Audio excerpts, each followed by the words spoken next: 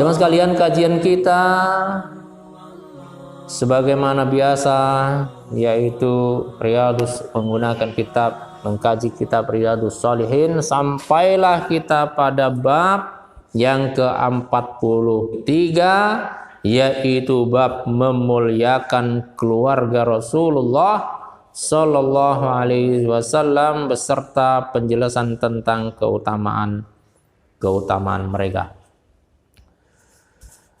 Ada satu ayat yang diangkat ditampilkan oleh Imam Nawawi dalam pembahasan bab ini, yaitu surat Al-Ahzab ayat yang ke-33.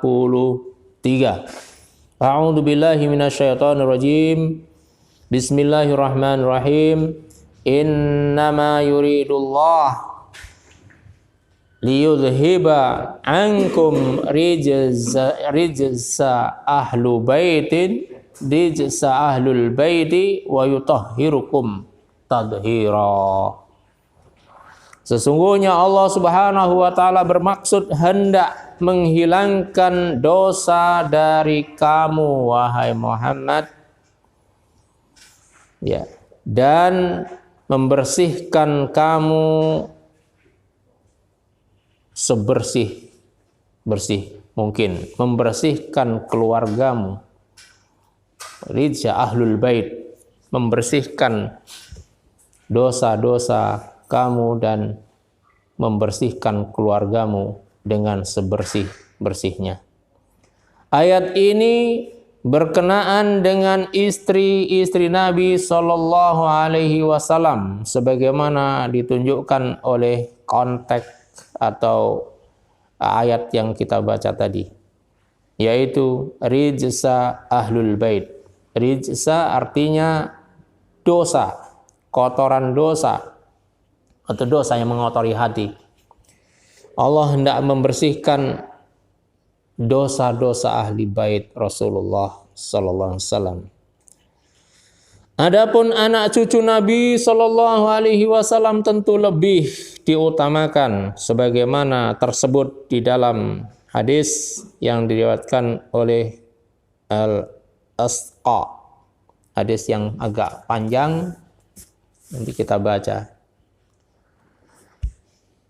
Wa man yu'azzim sya'airallah, barang siapa yang mengagungkan, mengutamakan, memuliakan siar-siar Allah, simbol-simbol kesucian Allah, simbol-simbol kemuliaan Allah, fa innaha min taqwal qulub, itu termasuk ketakwaan hati. Ya, salah satu simbol kemuliaan Allah adalah keluarga Nabi. Ada hadis yang panjang, an-nya enggak saya baca dari sabda Rasul langsung yang menceritakan an Yazid bin Hayyan.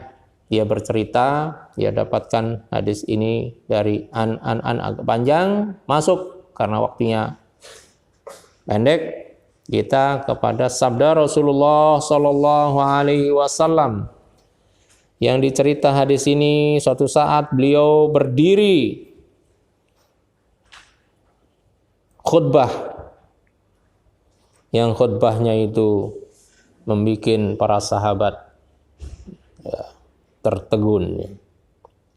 Kemudian Rasulullah SAW bersabda, amma ba'du, adapun selanjutnya, ala ayyuhan nas, ingatlah wahai sekalian manusia, fa inna ma'ana basyarun yusika, aku ini manusia biasa yang Allah utus. Ayatiya rasulur rabbi, datang kepadaku utusan Tuhanku, Jibril maksudnya, ya, untuk memberikan wasiat. Wa ana tariku fikum, aku meninggalkan wasiat, aku meninggalkan warisan kepada kalian, tsaqalain, dua perkara yang berat. Tsaqalain, dua perkara yang berat. Awwaluhuma kitabullah, yang pertama yaitu kitab Allah, Al-Qur'an. Fihi al-huda wan nur, Pada Al-Quran itu ada petunjuk dan cahaya. Fakhudhu kitaballah. Maka ambillah kitab Allah itu sebagai petunjuk. Wastamsiku bihi. Hendaklah kalian bertamasuk, istimsak. Tamasuk itu berpegang teguh, memegang erat Al-Quran itu. Fahathu ala kitabillah. Hendaklah senantiasa menghasung, mendorong setiap kita, keluarga kita untuk kembali kepada kitab Allah, belajar kitab Allah, mempelajari Al-Quran, membaca Al-Quran, menghayati Al-Quran, kemudian memahami Al-Quran, kemudian mengamalkan Al-Quran, mendakwahkan Al-Quran. Waraghaba fihi, hendaklah mencintai Al-Quran. Tsumma kemudian beliau melanjutkan bersabda, wa ahli baiti, dan aku titipkan kepada kalian ahlu baitku, keluargaku, yaitu ahlu bait Rasulullah sallallahu alaihi wasallam. Yakni adzkurukumullah fi ahli. Aku ingatkan kepada kalian, aku titipkan atas nama Allah kepada kalian, wahai umatku, fi ahli baiti, keluargaku, anak turunku, anak cucuku. Adzkurukumullah fi ahli baiti. Aku titipkan atas nama Allah dengan menyebut nama Allah, keluargaku, anak cucuku, ahli baitku. Faqala lahu Husain yang menceritakan hadis ini, dia mengatakan, ya, yang mendengarkan hadis ini, waman ahlu baitihi ya Zaid. Zaid yang menceritakan hadis ini. Terus ahli bait Rasulullah itu siapa, wahai Zaid? Ya. Siapa yang dimaksud ahli keluarga Rasulullah SAW? Alaysa nisa'uhu min ahli baitihi? Bukankah istri-istri beliau termasuk ahlu baitnya? Qala Zaid menjawab, nisa'uhu min ahli baitihi. Ya benar, istri-istri Rasul semuanya termasuk ahlu baitnya. Walakin ahlu bait, tetapi secara luas ahlu bait keluarga Rasul itu adalah man hurrimas sadaqah. Man hurima as-sadaqah ba'dahu. Setiap ahli keluarganya yang diharamkan oleh Allah memakan harta sedekah. Jadi keluarga Rasul itu adalah yang dimaksud ahlu bait Rasul adalah yang diharamkan makan harta sedekah ba'dahu, sepeninggalan Rasul. Qala wa man hum, maka yang diceritakan hadis itu bercerita kepada yang membawakan hadis, siapa mereka yang diharapkan sedekah itu? Qala Zaid menjawab, hum alu Ali, keluarga Rasul yang diharamkan makan harta sedekah, mereka adalah alu Ali, keluarganya Ali bin Abi Thalib. Di sana ada istrinya Fatimah, di sana ada anaknya Hasan Husain. Kemudian alu Uqail, keluarga Uqail, wa alu Ja'far, keluarga Ja'far. Ja'far itu siapa? Pamannya Nabi. Keluarga Ja'far, berarti anak-anaknya Ja'far bin Abi Thalib. Wa alu Abbas, keluarganya Abbas bin Abi Thalib, pamannya Nabi juga. Keluarganya Abbas. Mereka semuanya adalah termasuk kategori ahlu baitin Nabi, keluarga besar Nabi, keluarga ahli keluarganya Nabi sallallahu alaihi wasallam. Kullu haula'i hurima as-sadaqah. Mereka semuanya Allah haramkan makan harta sedekah. Dan ini sudah dinaskan di dalam kitab Taurat maupun Injil. Nanti akan datang di akhir zaman, seorang nabi, seorang rasul di akhir zaman yang membawa risalah penyempurna semua risalah nabi sebelumnya, yang membawa kitabnya bernama Al-Quran, yang nabinya bernama Ahmad atau Muhammad, yang Allah haramkan padanya, pada keluarganya, harta sedekah. Nggak mau makan harta sedekah. Kalau hadiah, ya. Maka para sahabat itu banyak sering memberikan hadiah. Apa bedanya?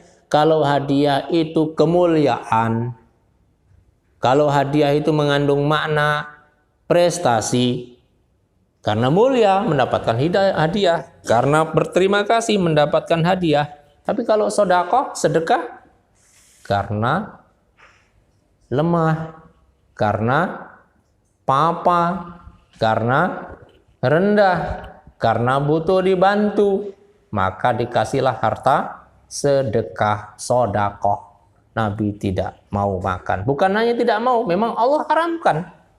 Nabi, istri-istrinya, dan semua cucu-cucunya Nabi, sampai pada keluarganya Abbas, ya, bin Abi Thalib, keluarganya Ali bin Abi Thalib, dan keluarganya Uqail, keluarganya Ja'far bin Abi Thalib. Sekalian, ada 2 poin dalam hadis panjang ini. Rasul meninggalkan 2 hal. Dalam hadis yang lain, meninggalkan 2 hal itu kitabullah wa sunnatu Nabi. Aku tinggalkan kepada kalian 2 hal yang manakala kalian berpegang teguh tidak akan sesat selamanya. Kitab Allah dan sunnahku. Dan sunnah Nabi maksudnya.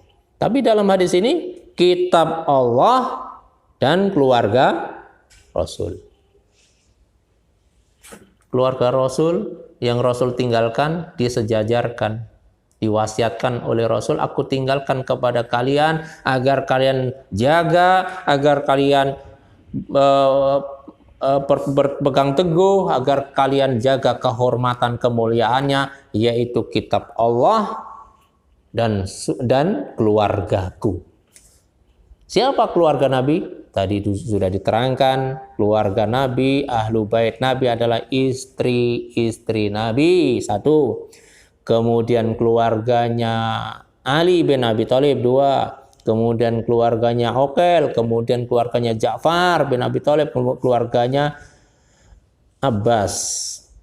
Yang Abbas, paman Nabi ini, ya, dulu ketika Rasul sudah tiada, ketika musim paceklik, musim panas panjang nggak pernah turun hujan, kemudian untuk melaksanakan sholat istisqa, memohon kepada Allah turun hujan, maka Umar Ibn Khattab berwasilah kepada Abbas, paman Nabi. Ya. Ini hadis yang pertama, yaitu hendaknya kita senantiasa berpegang teguh, berpandu, berpedoman kepada kitab Allah.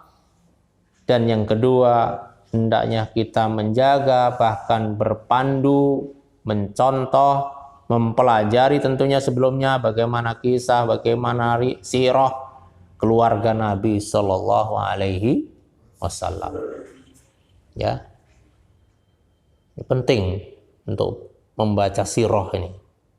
Ya, sirah tentang keluarga Rasulullah Sallallahu Alaihi Wasallam, para istri-istrinya satu persatu kita pelajari, terutama mbak-mbak ini, yang ibu-ibu, bagaimana biografinya Aisyah radhiyallahu an, Hafsah, bagaimana Sauda, bagaimana Maria Al-Qibtiyah, bagaimana Zainab binti Jahaz, dan seterusnya dan seterusnya.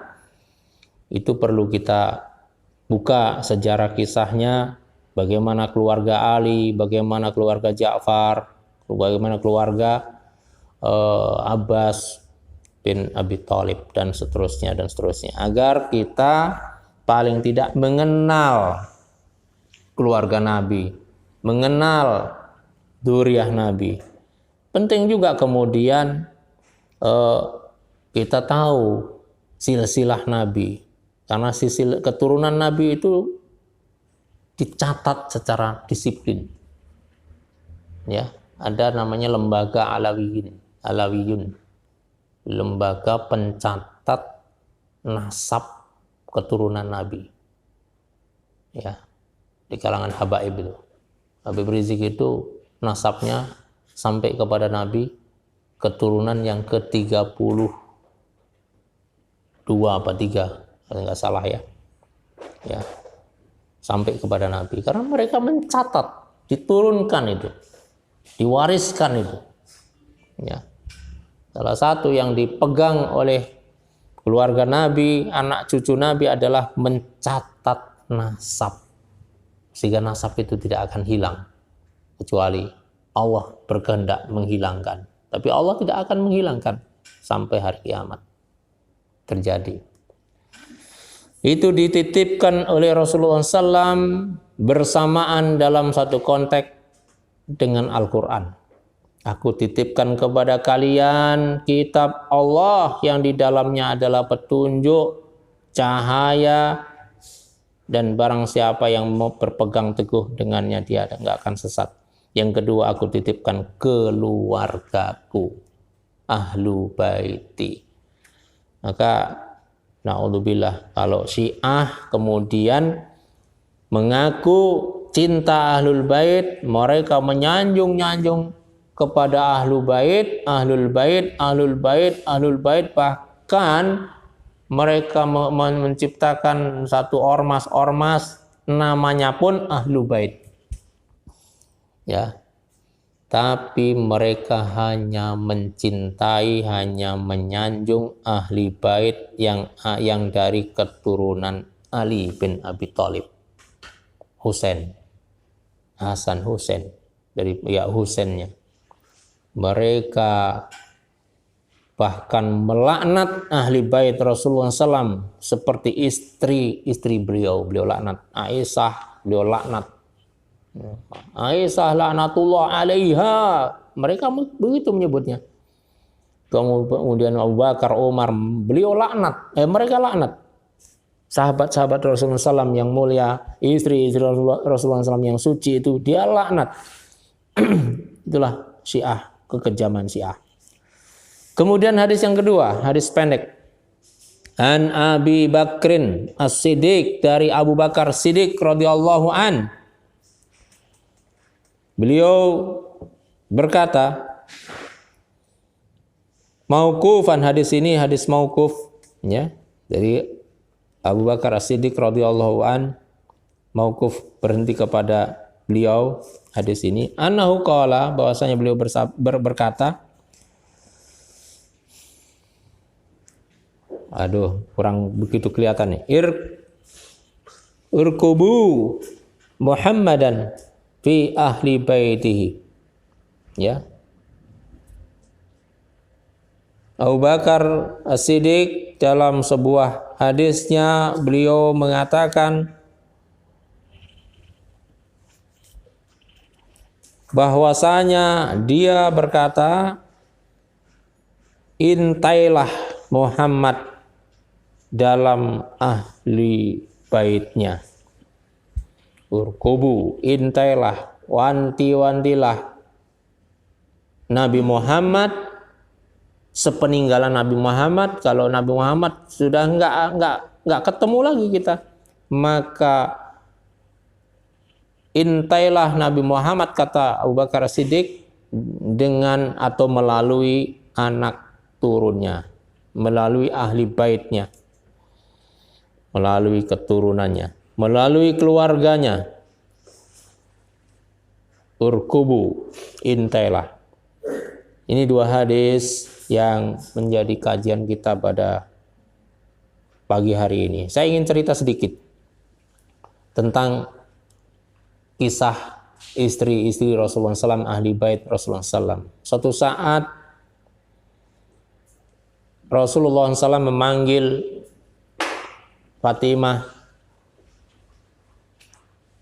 Ali bin Abi Thalib, menantu beliau yang sekaligus keponakannya. Kemudian ada Hasan dan ada Husain. Kemudian Rasulullah SAW memanggilnya, mari kemari. Ya. Kalian adalah ahli baitku. Kemudian disuruh kumpul mendekat kepada Rasulullah SAW. Sementara di situ ada istri Rasulullah SAW. Ada istri Rasulullah SAW, ada Aisyah.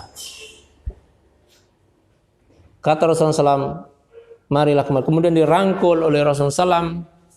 Di situ ada 4 orang itu, Ali bin Abi Thalib, Fatimah binti Muhammad, Hasan dan Husain bin Ali. Kemudian Rasulullah SAW berdoa, Allahumma ya Allah, adhib, ya Allah ya Tuhanku, bersihkanlah kami dan ahli bait ini dari segala kotoran. Inilah ahli baitku. Kemudian Aisyah nyeletuk, ya Rasulullah, apakah aku termasuk ahli baitmu? Iya, kamu juga termasuk ahli. Kemari, menempel kepada Fatimah dan kepada Rasulullah SAW. Jadi ahli bait Rasulullah SAW diwasiatkan oleh Rasul untuk dijaga kehormatannya, karena ahlu bait Rasulullah termasuk syiar keagungan Allah Subhanahu wa ta'ala. Ini barangkali yang pesan ingin kita sampaikan adalah dalam judul ini, dalam bab ini, mari kita senantiasa mendekat kepada Quran yang Rasulullah SAW wasiatkan, ya, dengan cara membacanya, kita perbaiki bacaan Quran kita, kemudian mempelajarinya, memahaminya sebisa mungkin dalam hidup kita. Jangan sampai Al-Quran kita sia-siakan. Kemudian berusaha mengamalkannya, mendakwahkannya semampu mungkin. Setiap kita hendaknya punya cita-cita. Bagaimana saya pulang menghadap Allah itu jangan sampai blank. Nggak ada hafalan ayat-ayat Quran firman Allah yang dibawa untuk dibanggakan di hadapan Allah. Celakalah seorang hamba menghadap Allah tidak punya bawaan yang dia banggakan di hadapan Allah dari firman-firmannya. Walaupun nanti semua yang punya hafalan akan dicabut ketika nanti mereka makhluk-makhluk hamba-hamba Allah yang sudah menjelang kiamat. Jadi cabut semua tulisan Quran, dicabut semua hafalan dari kepala-kepala para hafid Al-Quran itu, sehingga tidak tersisa satu huruf pun Al-Quran itu yang ada di dunia ini. Kapan itu terjadi? Nanti ketika malam panjang. Ada satu episode menjelang terbitnya matahari dari barat sebagai pertanda kiamat. Malamnya itu seperti 3 malam dikumpulkan jadi satu. Panjang. Sehingga orang-orang yang beriman yang biasa sholat malam, sudah sholat malam, bangun malam, belum, biasanya sudah menjelang subuh, sudah mau subuh, tapi nggak ada juga tanda-tanda subuh. Dia keluar rumah, belum juga terbit tanda subuh. Akhirnya dia masuk lagi, akhirnya tidur lagi. Kemudian dia bangun lagi, udah pulas tidurnya, udah capek tidurnya, bangun lagi, sholat malam lagi. Dia kira kok belum subuh juga. Dia keluar rumah untuk melihat bagaimana cahaya fajar, kok belum terbit, masih gelap, sunyi. Akhirnya dia tidur lagi. Sampai 3 kali. Kenapa nggak ngelihat jam? Jam sudah nggak ada kala itu. Semua alat-alat elektronik sudah macet jauh sebelum itu. Ya, nggak ada lagi kendaraan, nggak ada lagi HP, nggak ada lagi jam dinding, nggak ada lagi lampu, semuanya udah macet. Sebelum kejadian itu peperangan hanya menggunakan pedang dan kuda. Jauh sebelum itu. Nah sekalian, ketika itu maka orang kemudian pada nerka, oh jangan-jangan nanti besok ini kiamat ini malam panjang yang dijanjikan dalam hadis Rasulullah, jangan-jangan besok Bangunkan keluarganya, bangun, bangun, bangun. Jangan-jangan besok terbit matahari dari barat. Lalu mereka orang-orang mukmin yang ini berusaha membaca Quran, Quran sudah hilang tulisannya. Berusaha menghafal apa yang ada di kepalanya, hilang. Hilang semuanya ayat yang dihafal. Ketika itu adalah masa terakhir, detik-detik terakhir pintu tobat diterima oleh Allah. Begitu nanti terbit matahari di pagi hari dari barat, tertutup tobat. Enggak ada lagi tobat. Tapi anehnya orang-orang ingkar itu sampai ada tanda-tanda malam panjang pun mereka tetap enggak beriman. Sampai menjelang terbit matahari dari barat, mereka tetap belum beriman. Begitu nyata betul matahari sudah nongol dari barat, mereka ingin tobat, tapi tobat sudah ditutup. Jadi sebelum itu terjadi, maka bagaimana kita menyisihkan waktu, menyempatkan waktu dalam kehidupan kita ini untuk menghafal Al-Quran, terutama ayat-ayat yang menjadi istimewa, yang dijanjikan oleh Rasulullah SAW, barang siapa yang menghafal ini, maka fadilahnya ini. Barang siapa yang menghafal ini, maka dia mendapatkan keutamaan ini. Contoh, Rasul mengatakan barang siapa yang menghafal 10 ayat awal surat Kahfi dan dia mengulang-ulang senantiasa, minimal dia ulang-ulang seminggu di hari Jumat, dibaca surat Al-Kahfi, dia hafal yang 10 diulang-ulang setiap harinya, maka dia akan dibebaskan dari fitnah Dajjal. Barang siapa yang membaca surat Al-Mulk, Tabarakalladzi biyadihil mulk, sebelum tidur, maka dia dibebaskan. Melazimkan membaca sebelum tidur Al-Mulk. Sebelum tidur baca Al-Mulk, maka dia dibebaskan oleh Allah dari siksa kubur. Maka harus kita hafal Al-Mulk, Al-Waqiah. Barang siapa membaca Al-Waqiah di setiap malam, maka Allah Subhanahu wa taala akan ampuni dosa-dosanya manakala dia diwafatkan dari dunia yang fana. Al-Waqiah. Idza waqa'atil waqiah. Nah, Al-Waqiah. Hafalkan Waqiah, hafalkan Al-Mulk, hafalkan Sajadah, surat Sajadah. Surat yang sangat istimewa itu hendaknya kita hafalkan surat Ar-Rahman. Rasul perintahkan malam itu baca, kalau enggak surat Waqiah, surat Sajadah, ya, bacalah surat Waqiah, bacalah surat Sajadah, bacalah surat Al-Mulk, bacalah surat Ar-Rahman. Atau kalau enggak keempat-empatnya, maka bacalah salah satu. Atau paling tidak kalau enggak empat-empatnya atau salah satunya, maka bacalah minimal sebelum tidur itu ayat kursi. Jangan sampai ada yang enggak hafal ayat kursi. Ayat kursi dibaca sama 3 kul.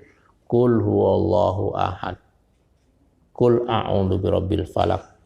Kul a'udzu birabbin nas. Itu minimal. Demikian, mudah-mudahan bermanfaat apa yang kami sampaikan. Dan Allah wa iyyakum ajmain. Kita tutup dengan lafaz alhamdulillahi rabbil alamin.